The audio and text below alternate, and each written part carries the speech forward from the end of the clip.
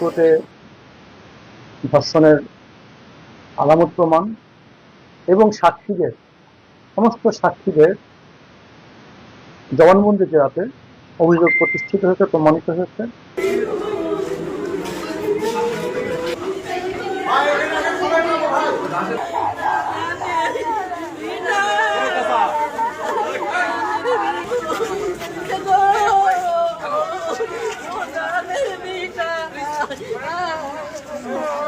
আমিষাকে ধর্ষণ প্রমাণী শাকিল হোসেনকে বিজ্ঞ আদালত মৃত্যুদণ্ড রায় ঘোষণা দিয়েছে। সেই সাথে 3 লক্ষ টাকা জরিমানা, অনাদায়ে আরো 1 বছর জেল।